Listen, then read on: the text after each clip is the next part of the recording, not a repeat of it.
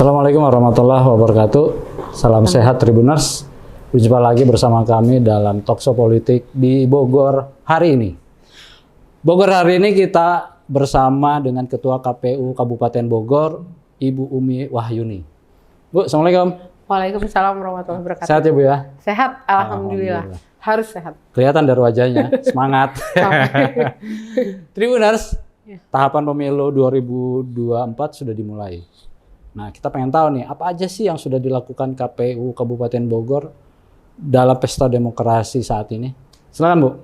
Iya, terima kasih sebelumnya. Selamat datang di Kabupaten Bogor, kabupaten dengan jumlah DPT terbanyak se-Indonesia. Wow, gitu ya. terbanyak ya? Terbanyak. Bahkan kalau teman-teman KPU kota kabupaten lain suka bilang, andai kata di akhirat ada pemilu ini kayaknya kita menjadi jumlah DPT terbanyak untuk tingkatan kabupaten kota. Bahkan kalau kita diurutkan di provinsi, kita tuh urutan ke-14, Mas. Oh. Gitu. Jadi masih ada beberapa provinsi di belakang, di bawah kita yang jumlah DPT-nya masih besaran untuk tingkatan Kabupaten Bogor gitu.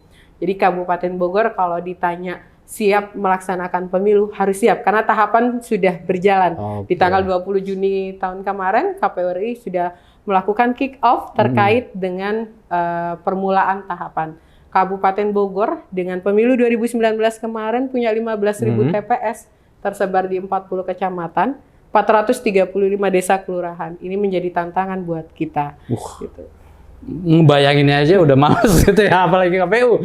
Ini kerja keras yang luar biasa nih ya. Harus menyasar hingga ke perumahan-perumahan ya. Iya, dan itu belum seberapa karena tadi kalau ditanya tahapan kita hari ini apa sih? Hari ini tanggal 5 Januari kemarin KPU Kabupaten Bogor menerima DP4. Data potensial pemilih untuk pemilu. Nah, ada kenaikan yang signifikan menurut kami. Di pemilu 2019 kemarin, kami punya 3.462.722 tersebar di 15.000 TPS. Hari ini DP4 kita sudah sampai di angka 3.900.000. Wow, udah ada kenaikan 500.000. Jangan-jangan nanti yang bisa. Umur 17 tahun ada lagi nih. Betul, bahkan itu nanti akan namanya potensi pemilih. Nah, kalau kita sempat berdiskusi dengan teman-teman di Sdukcapil, teman-teman BPS, ini bisa sampai di angka 4 juta. Karena memang fluktuatif dari kenaikan jumlah penduduk di Kabupaten Bogor juga cukup dinamis ya terkait dengan itu. Jadi memang sebagai punggawa pesta demokrasi di Kabupaten Bogor nih kerja kerasnya sangat luar biasa nih. Terbesar se-Indonesia. Bu, tadi disebutkan terbesar. Berapa sih jumlah DPT-nya itu yang mungkin make sense untuk terdata dengan lengkap gitu? Iya. Kalau ditanya untuk pemilu 2024 kita belum bisa memastikan. Hanya kalau pada saat pemilu 2019 kemarin kita tuh menetapkan DPT di angka 3.462.722 di 15.000 TPS. Hari ini per bulan tanggal 5 kemarin kita dapat nih DP4 yang nanti tahapannya adalah kita akan melakukan pemutakhiran. Siapa yang akan melakukan? Ada teman-teman di PPDP. Kita akan merekrut kurang lebih 14.850 teman-teman yang akan melakukan pemutakhiran daftar pemilih. Nanti dari 3.900.000 itu akan ada tahapannya, Mas. Ada akan tahapan DPS sampai penetapan DPT nanti. Gila. Tribuners, nah perlu kita ketahui juga nih bahwa jumlah partai yang ikut peserta pemilu itu banyak ya, ada 18 partai ya? 18 partai. Nah, apakah ada perbedaan mungkin dalam tata cara pencoblosan, kertas surat suara, ini bisa dijelaskan? Iya, kalau kita cerita nanti tentang P2S kita sebutkannya ya, tahapan pemungutan dan penghitungan suara. Ini kita belum terima regulasinya. Biasanya nanti akan ada PKPU-nya. Tapi kalau ditanya hari ini sama nggak pencoblosannya? Sama. Kita menggunakan mencoblos kalau bukan mencontreng tapi mencoblos. Nah, mencoblos ini nanti kita banyak yang bertanya juga, benar nggak nanti kita akan melakukan penyederhanaan surat suara? Mungkin karena memang pada saat kebijakan KPU RI yang terdahulu sempat melakukan uji publik terkait dengan penyederhanaan surat suara. Nah, ini kita belum menerima regulasinya.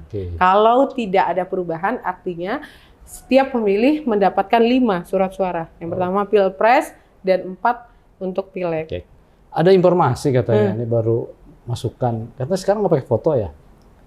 Oh, kalau foto memang nggak ada. Kecuali memang dari tahun kemarin memang tidak ada foto. Oh, Yang gitu ada ya? foto itu hanya calon DPD-nya. Oh, DPD ya? Iya. Oh, oke. Jadi sama Tribuners, tidak ada perbedaan antara 2019 dan 2024. Sampai sekarang ya. Iya, sampai sekarang kita nggak ya. tahu nanti regulasinya biasanya. Jadi jangan khawatir, jangan puyeng kertasnya begini gitu enggak.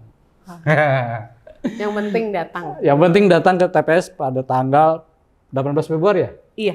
Oh iya. 14 Februari. 14 Februari. Pada saat Hari Kasih Sayang. Oh, Valentine. Iya.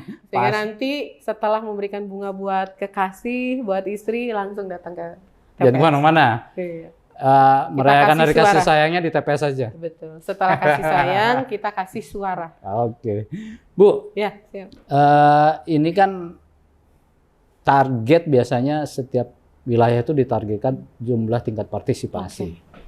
Nah, tahun kemarin apakah memenuhi target dan tahun sekarang bagaimana nih, Bu? Iya, kalau pemilu 2019 kemarin KPU RI kan menargetkan 77%. Iya. Kabupaten Bogor kemarin diangkat hampir mendekati 82%. Wow. Ini kita ya mungkin banyak faktor gitu ya. Iya. Selain kita juga optimis sinergi dari semua pihak, terutama teman-teman media, kemudian tokoh, stakeholder, pemerintah daerah, dan teman-teman partai politik. Ya, itu juga memegang peran penting ya sebagai peserta. Karena mungkin kalau orang melihat, Kabupaten Bogor, dinamika luar biasa ya, luar bisa biasa. 80% dengan luas wilayah yang sangat Dan luas. kita tidak ya. ada PSU itu kemarin. Nggak ada PSU ya? Nggak ada. Di 15.000 TPS. Berarti sekarang bisa naik dong? Kita itu kan bentuk apa ya, kalau partisipasi itu kan kita selalu berusaha untuk yang terbaik. Iya. Tapi kan kita juga jangan sampai hanya mengejar partisipasi, tapi kan juga memberikan pemahaman terkait dengan pendidikan politik itu kan juga menjadi tanggung jawab. Iya. Luar biasa, menurut saya luas wilayah yang sangat luas, tapi tingkat partisipasi masyarakatnya tinggi. Berarti ini pemahaman tentang politiknya tinggi nih ya, masyarakat Kabupaten Bogor ya? Iya, karena mungkin kita masih menggunakan partisipasi itu sebagai bentuk elektabilitas juga ya. Seperti itu. Oke. Nah, ini nih yang sering menjadi topik atau isu utama nih tentang money politik nih. Menurut Ibu nih dari evaluasi kemarin atau review kemarin itu 2019, bagaimana tingkat pemahaman masyarakat Kabupaten Bogor tentang money politik? Iya, kalau terkait dengan money politik jelasnya kita juga harus melihat berapa sih kemarin temuan teman-teman Bawaslu ya terkait dengan money politik. Tapi bagi kami KPU Kabupaten Bogor, edukasi yang kita berikan adalah edukasi pencegahan. Salah satunya adalah menolak politik money politik ya, atau politik uang. Karena kita juga memberikan penyadaran demokrasi ini kita melakukannya membutuhkan effort yang luar biasa. Tidak satu hari itu saja, tapi kan kita melaksanakan itu 20 bulan, 20 bulan. Kemudian kita juga melaksanakannya juga dengan anggaran yang luar biasa, sehingga kami selalu selalu mengkampanyekan kalau untuk tidak terlibat baik itu peserta, pemilih terkait dengan money politik. Oke, berarti ada korelasi nggak pemahaman masyarakat menolak money politik dengan tingkat partisipasi?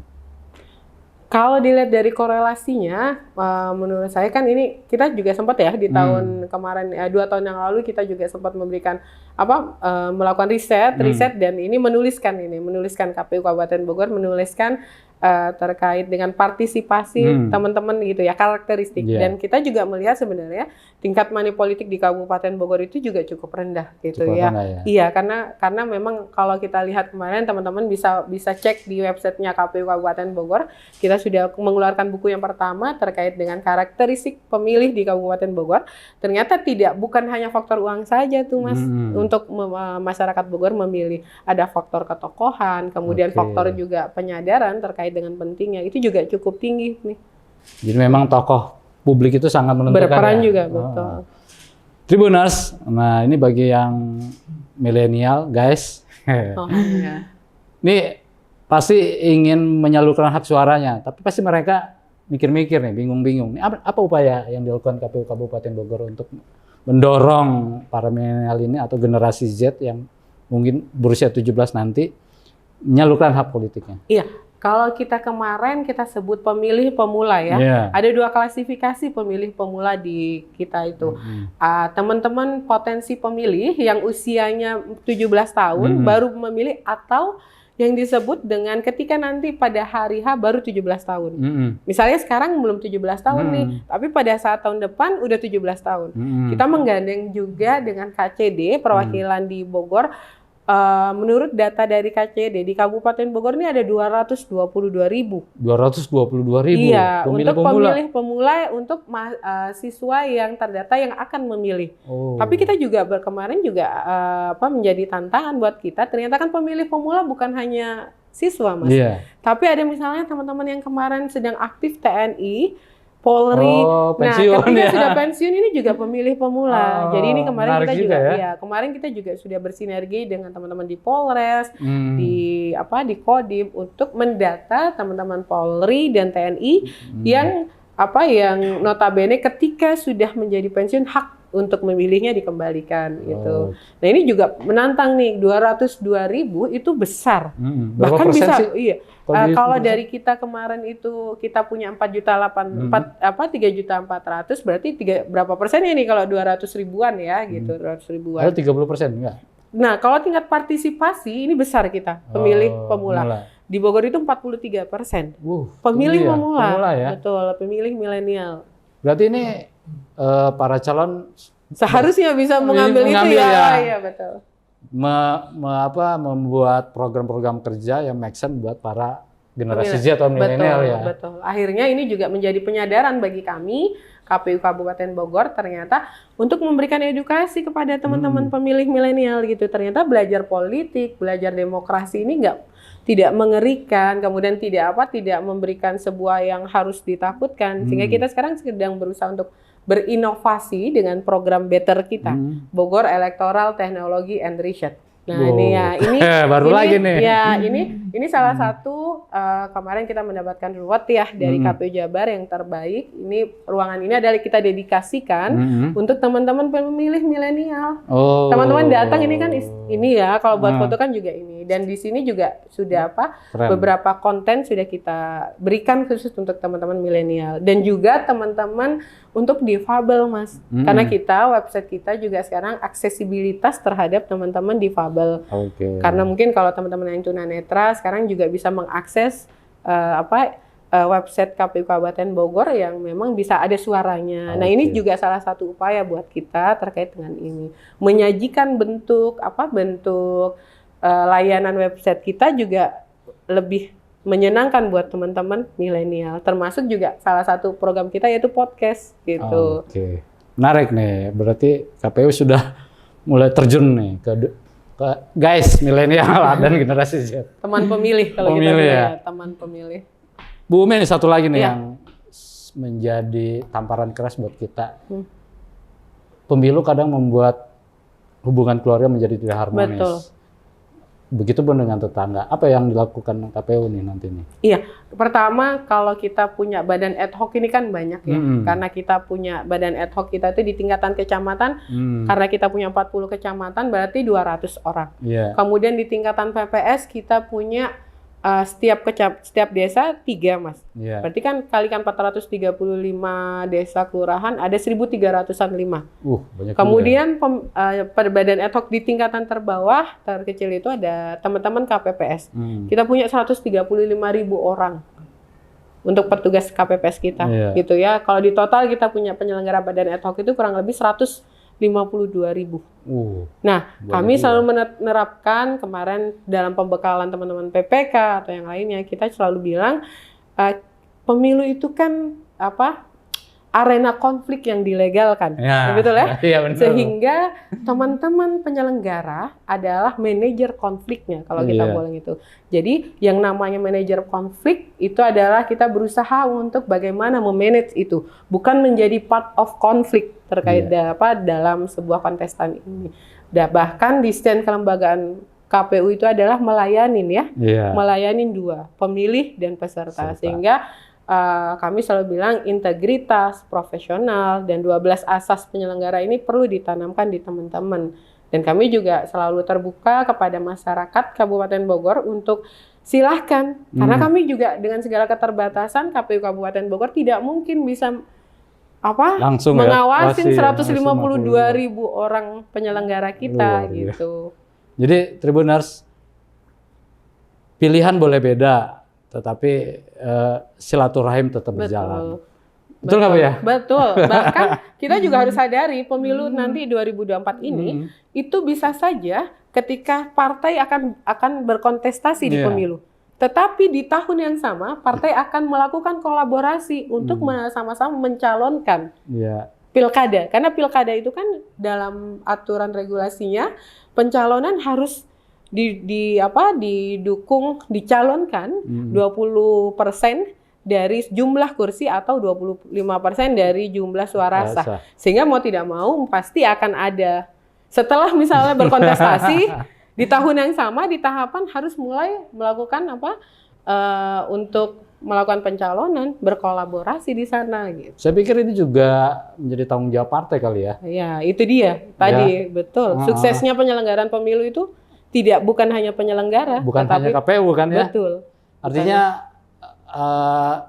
gesekan di bawah di masyarakat itu peran partai sangat penting untuk menetralkan, ya nggak? Betul sekali, betul. Karena tadi kalau kita mungkin punya tugas untuk melakukan edukasi tentang pada pemilih, teman-teman partai juga memiliki tugas juga di dalam regulasinya. Partai politik kan juga memberikan edukasi edukasi terkait dengan politik pada kadernya. Gitu. Demikian Tribuners, wawancara kami bersama Ketua KPU Kabupaten Bogor, Umi Wahyuni. Udah secara gamblang menjelaskan apa yang sudah dilakukan. Kita doakan Pesta Demokrasi 2024 di Kabupaten Bogor berjalan damai, aman, dan tertib. Mungkin ada yang mau disampaikan? Iya. Ke Tribuners? Baik, pelaksanaan pemilu 2024 ini menjadi penting buat kita bersama. Ada dua momentum besar, pelaksanaan pemilu dan pemilihan di tahun yang sama.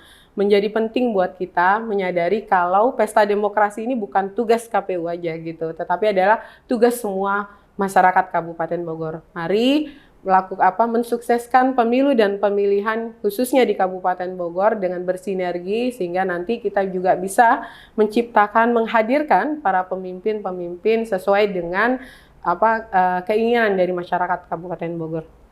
Wah, mantap nih. Terima kasih Ibu Umi. Sama-sama. Demikian Tribuners, kembali lagi di acara berikutnya.